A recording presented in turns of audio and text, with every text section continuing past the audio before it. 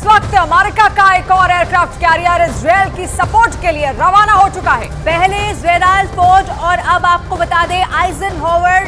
America का action ये बता रहा है कि वो ईरान और हिजबुल्लाह को हर हाल में रोकने वाला है। और अमेरिका ने अपना दूसरा एयरक्राफ्ट कैरियर तब भेजा है जब ईरान ने दो टूक शब्दों में कहा है कि इजरायल ने गाजा पट्टी में हमले नहीं रोके तो वो युद्ध में उतरने के लिए तैयार है।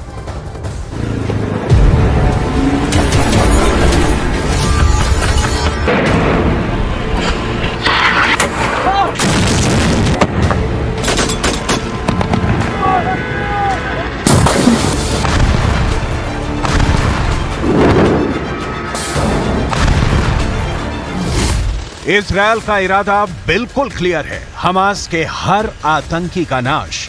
ईरान का इरादा बिल्कुल क्लियर है, हमास के खात्मे को बचाने के लिए युद्ध में कूदना है। अमेरिका का इरादा बिल्कुल क्लियर है, इजरायल को हिजबुल्लाह से, हमास से और सबसे बड़े दुश्मन ईरान से बचाना है।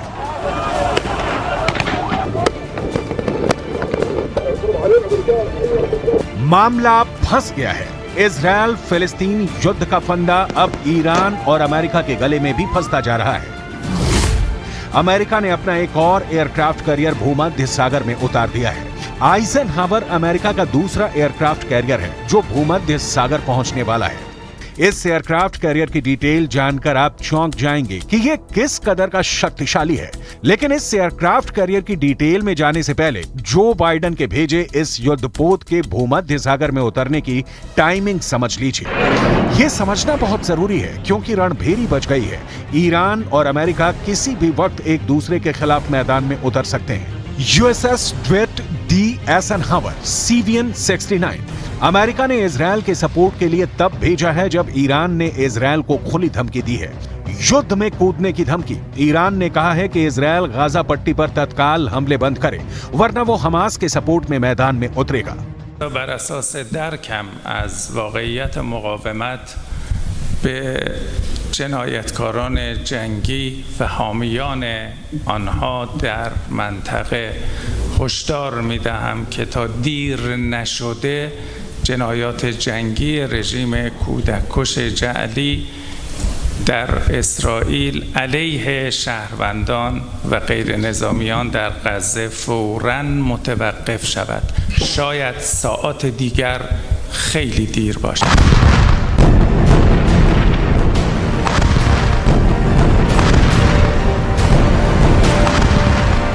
लेबनान में हिजबुल्लाह को ईरान का समर्थन हासिल है और यही हिजबुल्लाह जब गाजा पट्टी से हमास ने इजरायल पर हमला किया तो दूसरी ओर से इसने भी इजरायल के खिलाफ रॉकेट दागने शुरू कर दिए। हिजबुल्लाह ने दावा किया है कि उसके लड़ाकों ने विवादित क्षेत्र में 5 इजरायली आउटपोस्ट पर हमले किए हैं। तो इस वक्त इजरायल चारों तरफ से घिरा हुआ दिख रहा है। अमेरिका का मदद के लिए पहुंचना भी तय माना जा रहा था। आपको आगे दिखाएंगे कि इजरायल के सपोर्ट में अमेरिका ने सिर्फ समंदर में युद्धपोत नहीं उतारे हैं बल्कि आसमान में भी पहरा कैसे सख्त कर दिया है। लेकिन उससे पहले ईरान के विदेश मंत्री का एक और वक्तव्य सुन लीजिए क्योंकि ईरान क्या करने जा रहा है। دریافتم که با توجه به سناریوهای در مقابل حزب الله هر گونه اقدامی یک زلزله بزرگ علیه صهیونیست‌ها خواهد بود. ईरान की इसी बोली वाणी का रिएक्शन भूमध्य सागर में दिख रहा है जब अमेरिका के 2 एयरक्राफ्ट कैरियर इजरायल के खिलाफ किसी भी हमले का मुंह तोड़ जवाब देने के लिए लगभग तैयार खड़े हैं। जेराल्ड फोर्ड पहुंच चुका है और आइजनहावर पहुंच रहा है। आइजनहावर स्ट्राइक किस्म का युद्धपोत है जो परमाणु हथियार, अत्याधुनिक फाइटर जेट और रेडार सिस्टम से लैस है। अमेरिका की इसके जरिए हिजबुल्लाह या ईरान को चेताने की कोशिश है। अमेरिका इजरायल की यारी की कहानी भी बहुत दिलचस्प है लेकिन उसकी डिटेल आगे, क्योंकि दुनिया भर के एक्सपर्ट को इस वक्त चिंता सता रही है कि रूस यूक्रेन युद्ध में एक देश ही परमाणु शक्ति संपन्न है। फिलिस्तीन इजरायल युद्ध में तो कई परमाणु शक्ति संपन्न देश एक साथ टकरा सकते हैं। उसके बाद क्या होगा? मंथन जारी है, यूएन खोला है, यूरोपियन यूनियन विचार कर रहा है। ईरान अमेरिका का आमना सामना टालने की तैयारी शुरू हो चुकी है लेकिन इस बीच ईरान से लेकर लेबनान तक खोल रहा है। और इस समय युद्धपोत जेराल्ड फोर्ड पहले से पूर्वी भूमध्य सागर की निगरानी कर रहा है। और अब एक और महाशक्तिशाली अमेरिका का युद्धपोत इजरायल के सपोर्ट के लिए पहुंचने वाला है। अमेरिका के सामने भी अब स्पष्ट हो चला है कि इजरायल के पक्ष में खड़े नहीं हुए तो ईरान, हमास और हिजबुल्लाह के साथ मिलकर इजरायल को बड़ा नुकसान पहुंचा सकते हैं। अमेरिका खुलकर फ्रंट पर खेल रहा है और ईरान के राष्ट्रपति इब्राहिम रईसी भी पीछे नहीं है। कहा जा रहा है कि अमेरिका इजरायल और सऊदी अरब के बीच दोस्ताना संबंध स्थापित कर ईरान को अलग थलग करना चाहता था। ईरान इस वक्त जिस हमास के समर्थन में उतरा है उसकी आवाज बंद करना चाहता था, लेकिन इस बीच ईरान ने खेल खत्म कर दिया। हमास ने इजरायल को घर में घुसकर मारा और अब इजरायल हमास को उसके घर में घुसकर मार रहा है। अमेरिका इस काम में इजरायल के साथ खड़ा है। अमेरिका के रक्षा मंत्रालय का कहना है कि हिजबुल्लाह या ईरान को हमास से हाथ मिलाने से रोकने के लिए अमेरिका ने दूसरा युद्धपोत भेजने का फैसला किया है। दूसरा परमाणु संचालित युद्धपोत भेजकर अमेरिका ने हमास आतंकवादी समूह के समर्थकों को एक मजबूत संदेश भेजा है और यह सुनिश्चित किया है कि यह संघर्ष गाजा से पश्चिम एशिया के अन्य हिस्सों तक न फैले। अमेरिका युद्ध रोकने की कोशिश कर रहा है या युद्ध भड़काने की सूरत में इजरायल के समर्थन के बहाने ईरान को हमेशा के लिए खामोश करना चाहता है। ये तो एकदम सीधी सी बात है। जो 2 एयरक्राफ्ट कैरियर अमेरिका ने इजराइल भेजे हैं, भूमध्य सागर में उनकी तैनाती युद्ध वाली कहानी ही बयां करती है। अब हम आपको बताते हैं जिनमें से एक आइजनहावर एयरक्राफ्ट कैरियर परमाणु ऊर्जा से ये लैस है, मतलब यूएसएस आइजनहावर परमाणु ऊर्जा से लैस है। 3D रडार से लैस इसकी जंगी जहाज में टारगेट को इंटरसेप्ट करके नष्ट करने की क्षमता रखता है। इसकी ऊंचाई है 244 फीट यानी 74 मीटर। इसकी रफ्तार 56 किलोमीटर प्रति घंटा है। आइजनहावर पर एडवांस फाइटर तैनात हैं। इस पर 56 फाइटर जेट और हेलीकॉप्टर तैनात किए जा सकते हैं। ये इसकी क्षमता है। इसी के साथ में ये वही वॉरशिप है जिसने खाड़ी युद्ध में अहम भूमिका निभाई थी। आइजनहावर में 1977 से अमेरिका नौसेना में है, तो आप समझ गए होंगे कि कितना महत्वपूर्ण है ये एयरक्राफ्ट कैरियर जो अमेरिका की ओर से भेजा गया है। अमेरिका के पास दुनिया का सबसे शक्तिशाली नौसैनिक बेड़ा है। अमेरिका इसकी ताकत का एहसास पूरी दुनिया को कराता रहा है। इजरायल के साथ अमेरिका के खड़ा नहीं होने की दशा में इजरायल का अस्तित्व बच पाएगा कहना मुश्किल है, क्योंकि इजरायल पर ईरान जैसे देशों की गिद्ध दृष्टि जमी रहती है। ईरान जैसे देश अब तक कबूल नहीं कर पाए हैं कि अरबों के बीच एक यहूदी देश बसा है। यही कारण है कि हमास और हिजबुल्लाह जैसे संगठनों को खाद पानी देकर ईरान उन्हें पालता रहा है और यही वजह है कि अब अमेरिका अपनी हैसियत दिखा रहा है।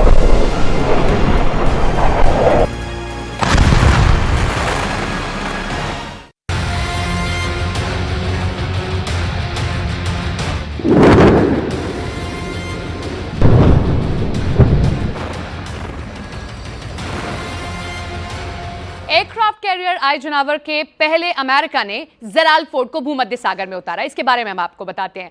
परमाणु ऊर्जा से चलने वाला जेराल्ड फोर्ड 76 मीटर ऊंचा है।